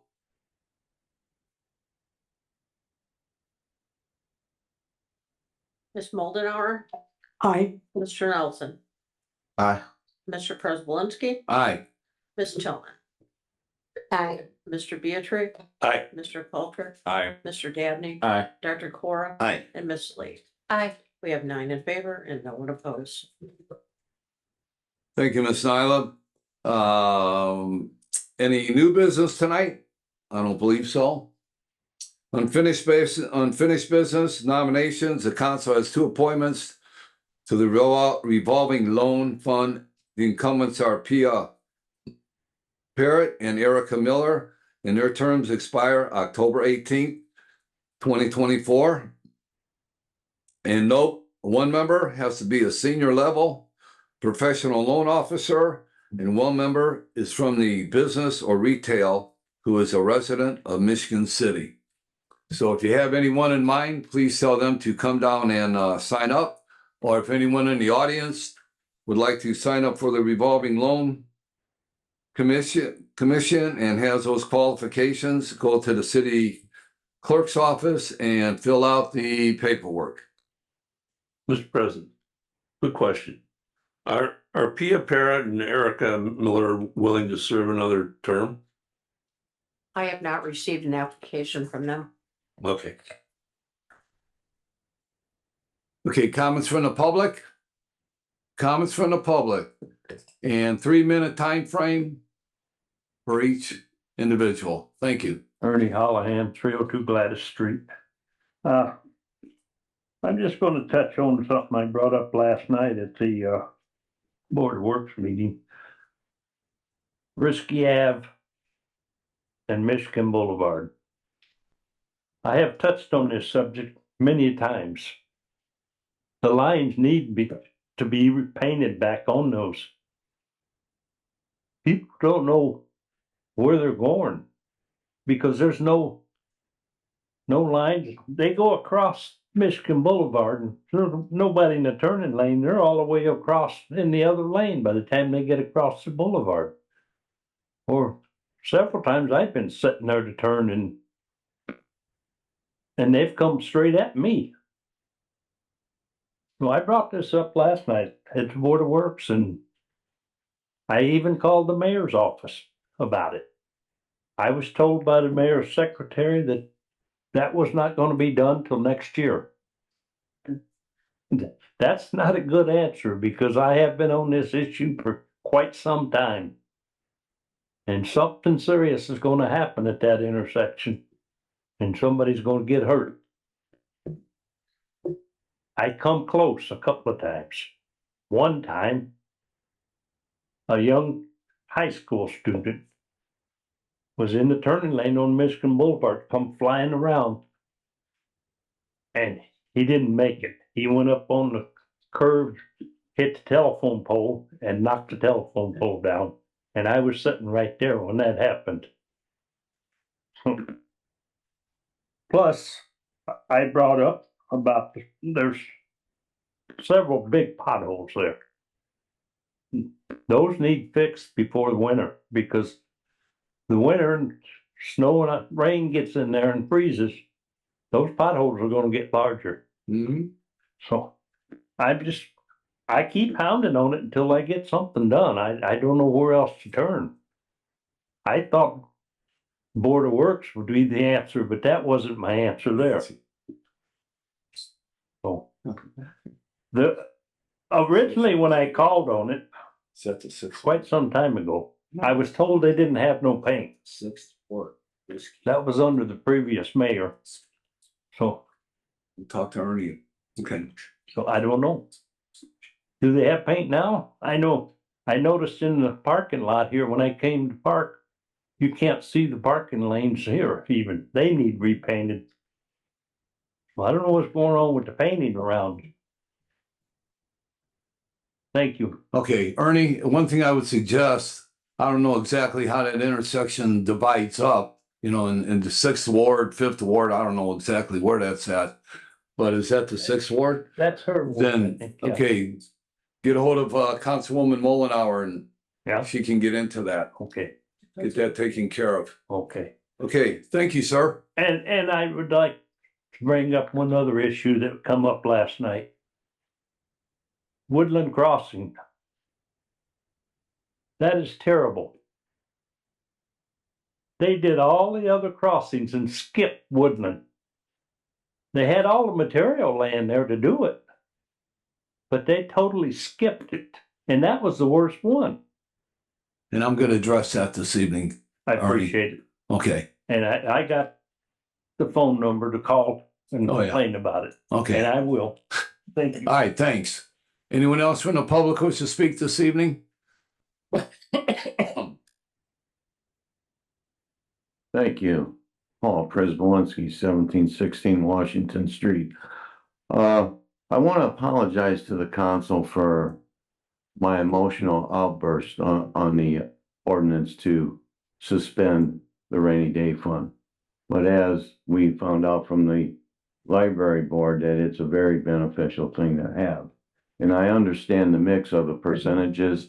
So actually, if they were overspending that 15% or whatever, that you're only actually putting 10% in the fund because you're robbing the fund. You know, it's simple math. Well, what I do want to say to the members is that in your ordinance of this special ordinance that is before the council, is that there is special language in there. And that it's talking about weeds do not include trees, bushes, shrubs, ornamental plants, maintain beautification in a pollinated flower garden consisting of perennials, biennials, native species, or agricultural plants cultivated in orderly means for production. Well, they incorporated the words out of the section in the original ordinance, but that should have been a whole another section.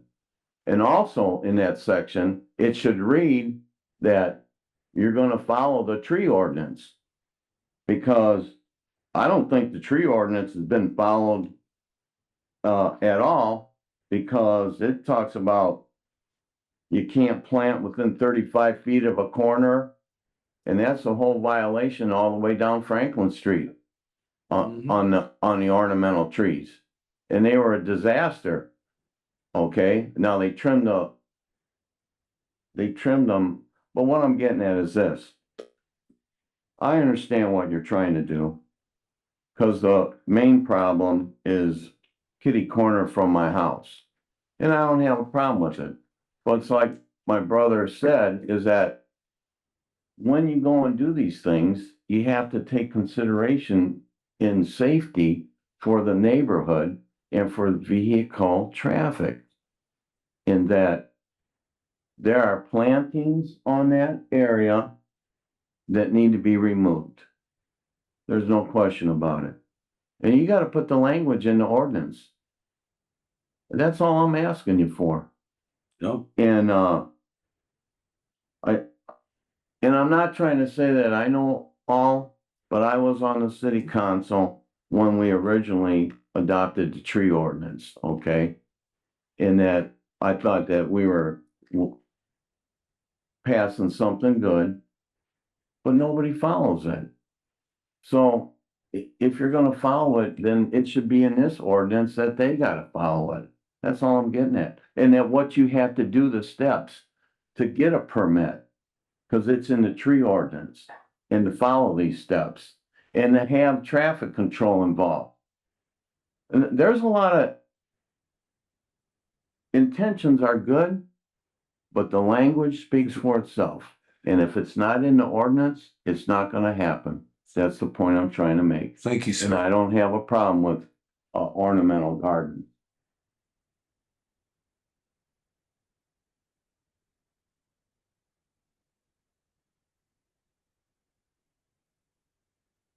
Good evening. My name is Terry Woodard. I'm from Michigan City. Been a resident 57 years. Address, Terry? 905 West 7th Street. I guess I got two concerns, and plus I want to thank the Vector people. One day I was coming down from Krieger School, and I seen the kids walking on the opposite side of the street. So I pulled over and asked them why they was walking on the opposite side of the street. And they was like, we're not walking on that sidewalk because, you know, the bushes and all that, somebody could jump out on. So I went down and talked to Vector Control. They went out there and cleaned that up. So I want to thank them for doing that. Number one concern I have is I've been living on Walking Grace for like 50 years. And for some reason, these kids is running these stop signs like 4 and 5 times a day. And we have called the police. What we're requesting is, how can we get speed bumps out here? Now, you say no, but I was in South Bend the other day, and they explained to me, the police did, that they put speed bumps in certain areas because people running stop signs and in high-speed chases. So, and now look at them, they're portable speed bumps. They're not something that's permanent, that in the wintertime, because we got the snow, they can take that up. So that's one question, concern I have. Another concern is we want to know why we can't get them solar stop signs in our neighborhood. I know that might sound petty, but we still in other I'm neighborhoods. sorry, I didn't hear it. The solar stop signs, Oh, okay. that might sound petty, but we see them in other neighborhoods and we like to have them in our neighborhoods. So, you know, that's things that we discuss it amongst the people that be in that area. Yeah, well, the thing to do there, of course, you can contact your council people that represent you, but go to the Board of Works and request at certain intersections where you would like to have them at. Okay. Yeah. And talk to the police department too. Okay. All right. All right. Thank you. You're welcome. Thank you, Terry. Hi, this is Tommy Kolovic from 1316 Ohio Street. First of all, as far as Ernie and Michigan Boulevard gets done, Mayor Angie wanted to do Michigan Boulevard this year, but unfortunately we lost the raised infrastructure grant. She told us a few meetings ago it went to Mishawaka and Fort Wayne and Indianapolis. So, you know, she says she's really confident we're going to get it next year. So that's when Michigan Boulevard is going to get done next year. I just want to give a shout out to Mayor Angie. She's at the convention in Chicago tonight, representing Michigan City. She posted some pictures on her page. She's just smiling from ear to ear like the Cheshire Cat, and she's hanging out with Secretary of Transportation Pete Buttigieg. I know they've been friends for years. And Senator Donnelly, she's all there having breakfast at McCormick Place for all little mayor friends, and it looks like she's having a good time. Want to mention this is always an exciting year for me. It's high school football season kicks off Friday, and I know Michigan City, we're going to travel over to Warsaw. We got our first home game against Lafayette Jefferson in 2 weeks, and I know it's going to be really hard to say. I know. Well, the good news is we're ranked at number 8 in 5A. The bad news is Maryville's ranked number 2 in 5A, and Valpo's ranked number 3 in 5. We're going to probably have to play them twice, you know, if we're going to make it to semi-state. I know Crown Point, they're the defending state runner-up, and they're ranked number 2. And you notice I'm sporting my Braden Fist number 55 jersey tonight. We all know he's Michigan City High School graduate, class of 2018. He's signed a very lucrative contract with the Los Angeles Rams, number 39. He's going to be making his NFL playing debut a week from Sunday. He's going to be the Rams at Detroit at Ford Field. It's actually going to, we all get to watch it. It's going to be Sunday Night Football on NBC. I know I've been waiting for that. I know they're gonna play the Bears at Soldier Field in week 6. I'm gonna try to get a ticket and go to that. I just want to say good job and thank you and good night. Thank you, Mr. Klavik.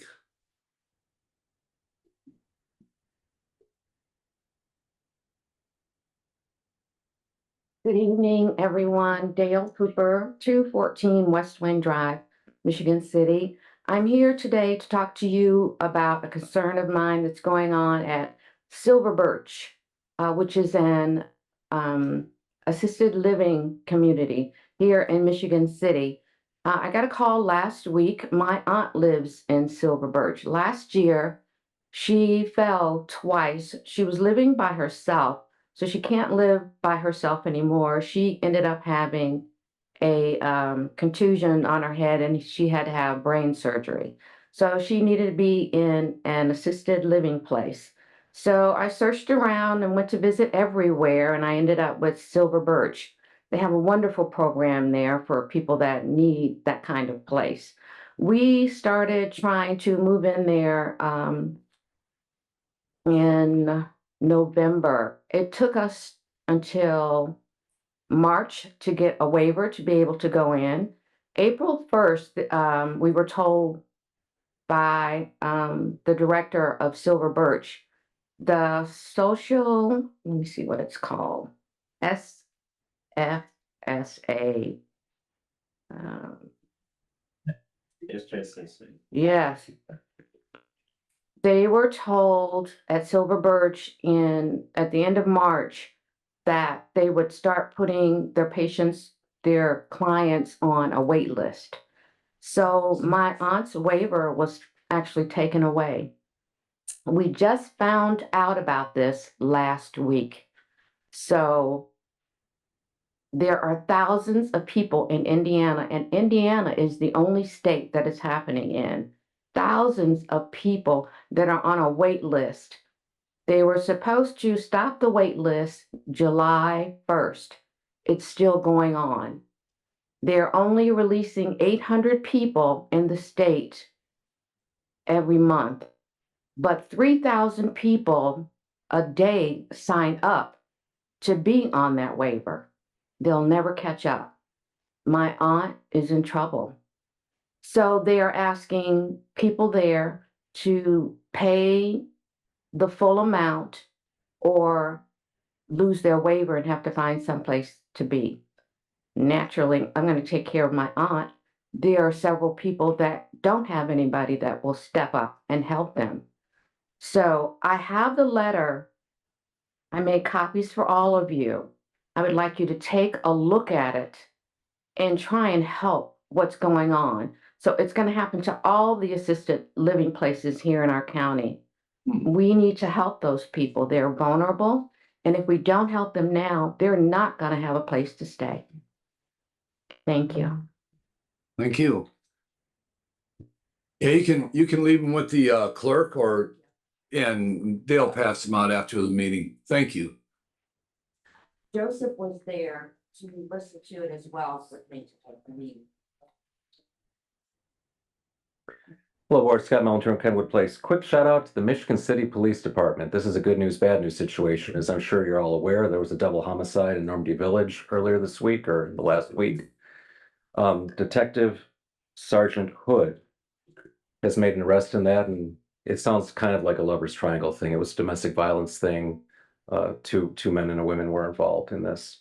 But the good news is that alleged perpetrator is under arrest and in the LaPorte County Jail due to the good work of the Michigan City Police Department.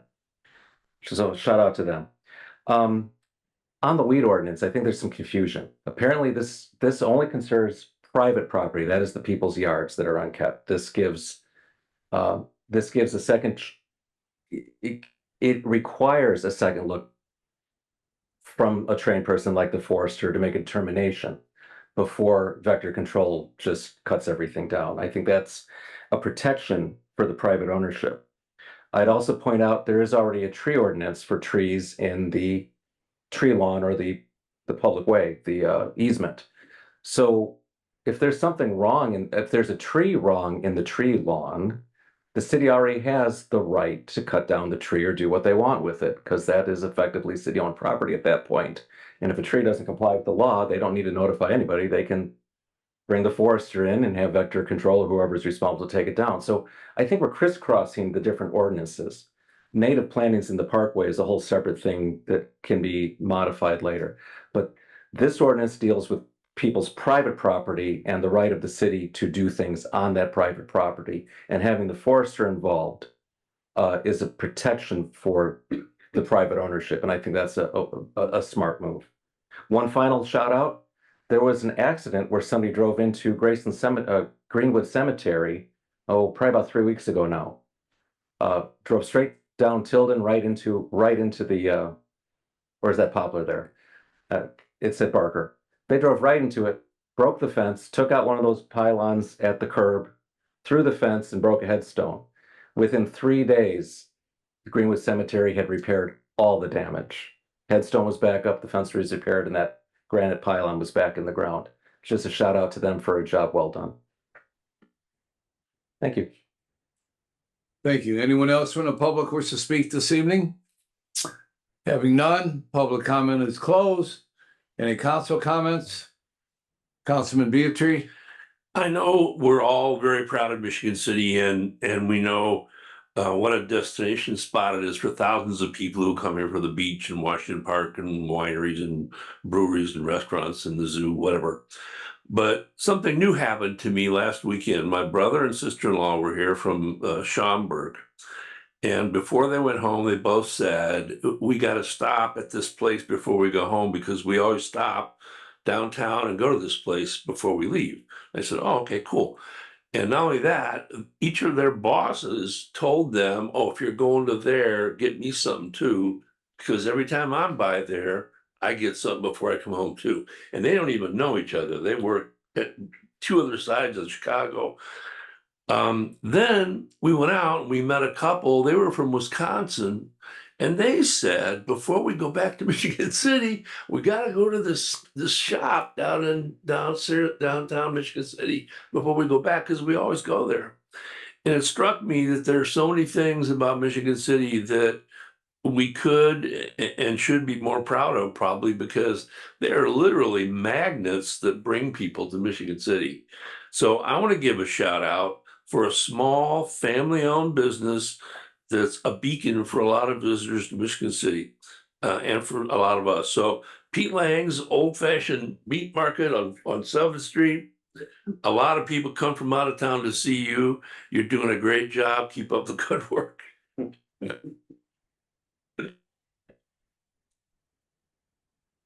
Anyone else? Councilman Nelson? Yes, I just want to piggyback off what Dale was saying. I went to that meeting at 4 o'clock. As they told, I believe it was 55 people of the potential of losing their housing and having to find alternative housing.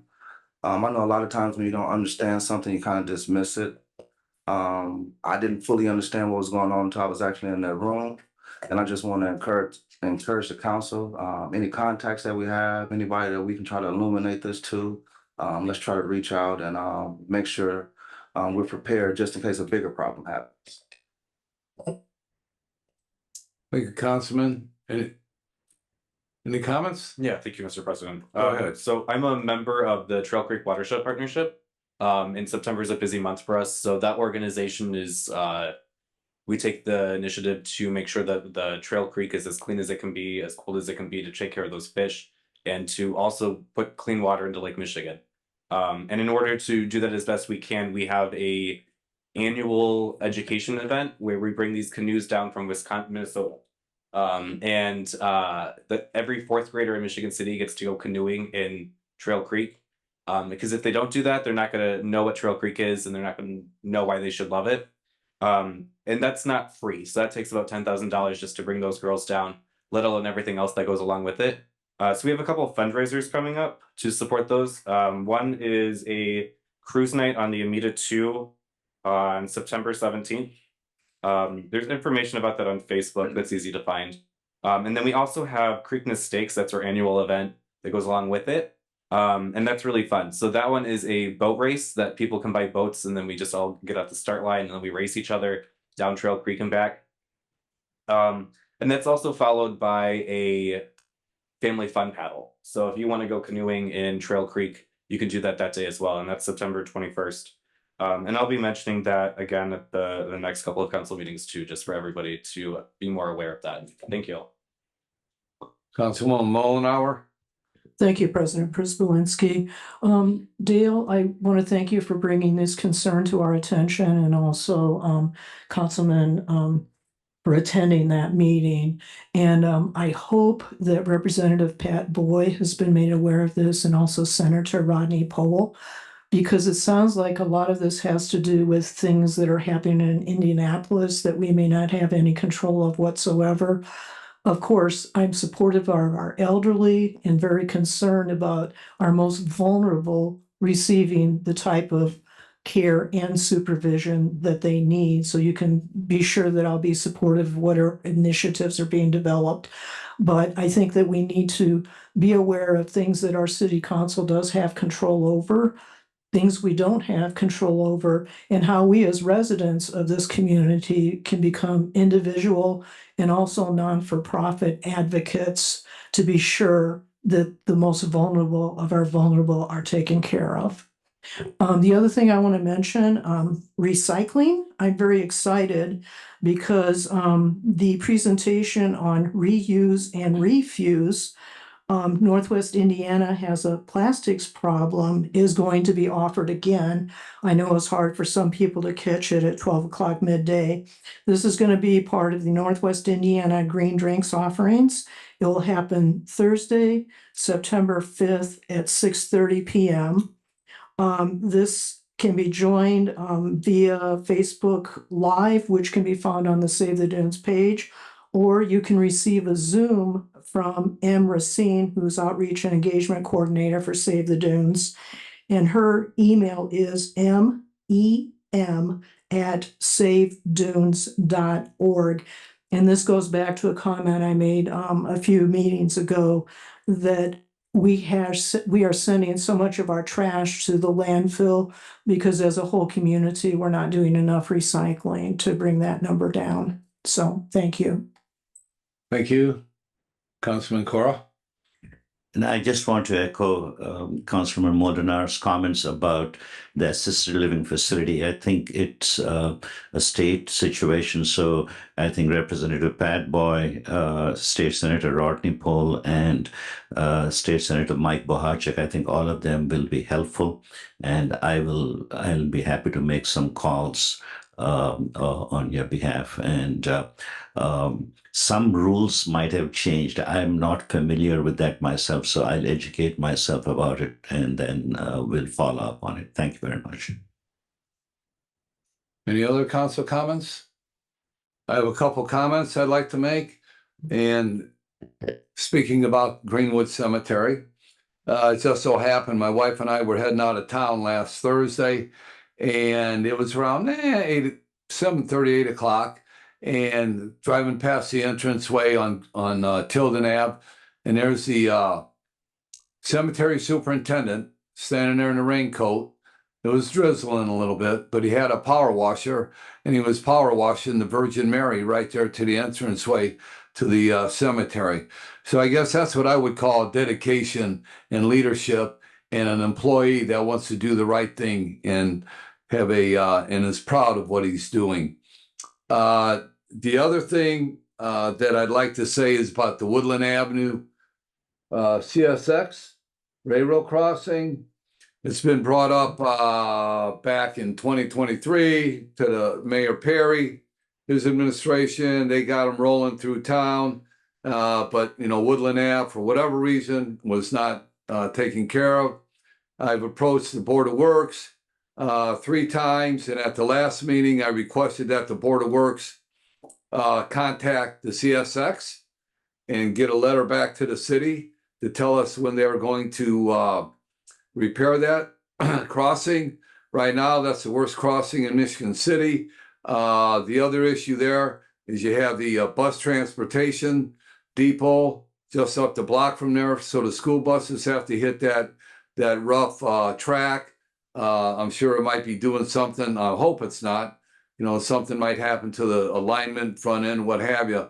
And just everybody's cars, you know, that's the main thoroughfare from the east side to the south side and south side back.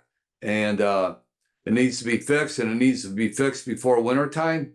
Otherwise, we're gonna have another situation, just like we did on Tilden Ave and Ohio Street, where we had to block them off for the whole winter time. And I don't want to see that happen. So that's being addressed. And the Public Health and Safety Committee, we had the workshop on the sidewalks. And I know that we got a report back to the council. But I think what needs to do is we need to have one more workshop, like a follow-up workshop to this. Have the police there, had code enforcement there. The city engineer, I think there was a couple assignments on there for him to go out and measure the list of the streets in concern. So I would like to have, you know, if we can get that lined up here in the next couple weeks or in the next 3 weeks, what have you. And it'll probably have to be done during the evening time because people are, you know, off, or people are all working during the day now. School is back in session, so that would be my suggestion. But yeah, I'd like that committee to get back together and give us some straight direction on what we're doing with these cars parking on sidewalks, cars parking in the yards, and how we're going to address it. With that being said, is there a motion to adjourn? Motion to adjourn.